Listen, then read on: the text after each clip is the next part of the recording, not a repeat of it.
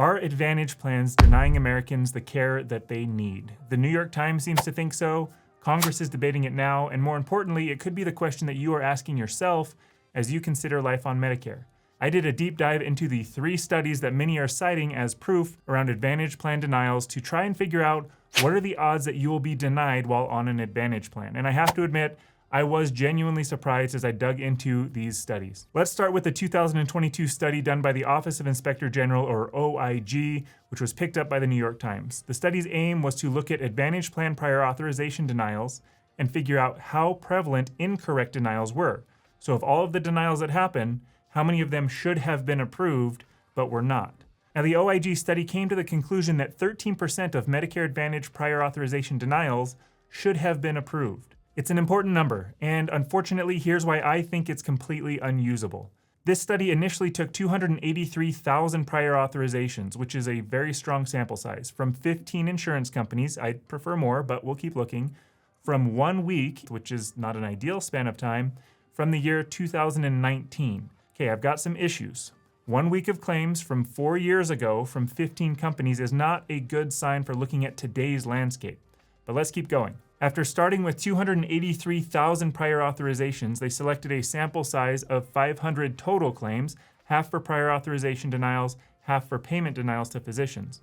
From there, they ended up analyzing 247 prior authorization denial claims. Can we make a blanket statement for all plans across the country based on 247 claims from 15 insurance companies in 1 week in July 4 years ago? The other side of that number, if we take the conclusions at face value, that means that 87% of prior authorization requests should have been denied because the request did not meet approval criteria. These were independent reviewers hired for this study, meaning human beings, not computers, who went through these claims and made these determinations.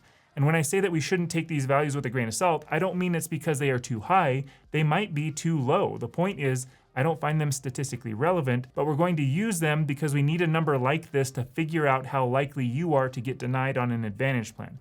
But we're going to use a better study to help. Okay, study number 2. This one was done by the Kaiser Family Foundation, and it took all prior authorizations approved and denied, which was 35 million in 2021. It's still a couple of years old, but it's closer and the closest we have of this magnitude. Then it shows the total number of prior authorizations that were denied, period. Not whether they should have or shouldn't have been denied, just the total number of prior authorizations, and this number is the one that surprised me.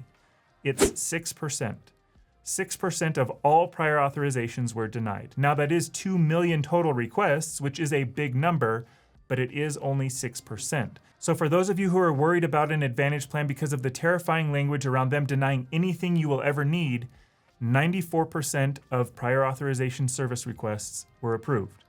Now let's apply that other not so great study's conclusions to that number, because remember, the study said 13% of denied claims should have been approved, so we need to apply the 13% should have been approved number to the 6% total denial rate number. As a percentage of the total prior authorizations, it is 0.7%.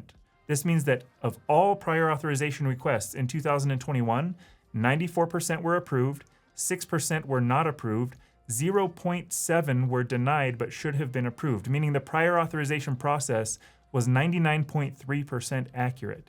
Looking at the 6% that were denied, of those claims that were appealed, 82% were overturned, either completely approved or partially approved. These numbers are what shocked me, and you can dive into the study yourself. I have a link in the description. Not all companies deny prior authorizations at the same rate. Let's look at the third study. This one looked at inpatient hospital claims in 2022. The Advantage denial rate was 5.8%, so very close to that 6% number. For all other payers, meaning any other insurance option other than Advantage plans, all other payer denial rate was 3.7%. So it's not that denials never happen with every other type of plan and only happen with Advantage plans. However, in this study, Advantage plans denied at about a 2% higher rate than all other payers. Now, there are 3 pieces of data that I wish that we had but are not available. First, are there certain services that are more likely to be denied in this look at all prior authorization requests? Time and skilled nursing facilities comes to mind, but there are others.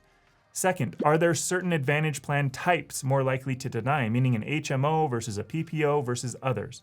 Again, not looking for anecdotal evidence, looking for actual numbers from a large enough sample size.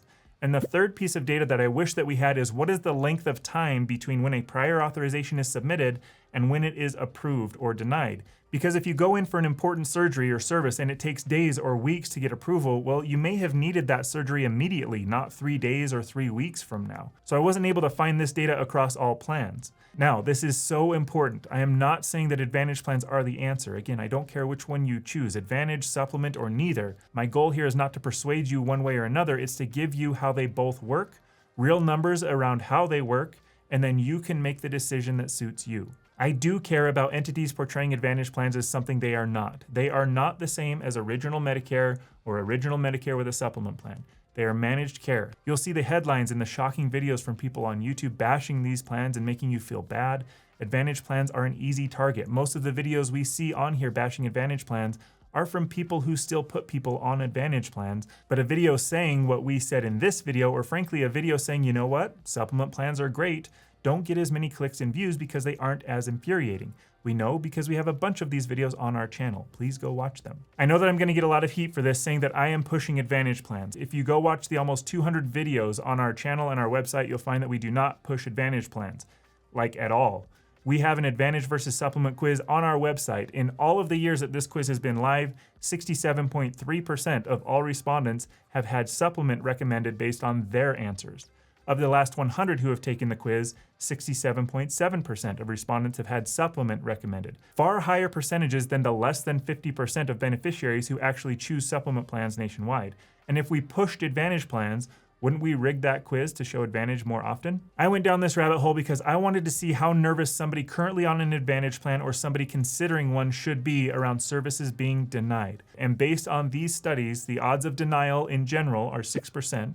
The odds of denial when it should be approved are 0.7%. All right, I'll brace myself for the hate comments. Here is my golden retriever, Ruby, and my corgi, Jet. I figure you can be mad at me all you want, but you can't possibly be mad at these two. If you mention one of them in the comments, I'll know that you at least made it this far into the end of the video before yelling at me. If you love supplements, please go watch this video over here, and you may reconsider how you feel about me. We'll see you over there.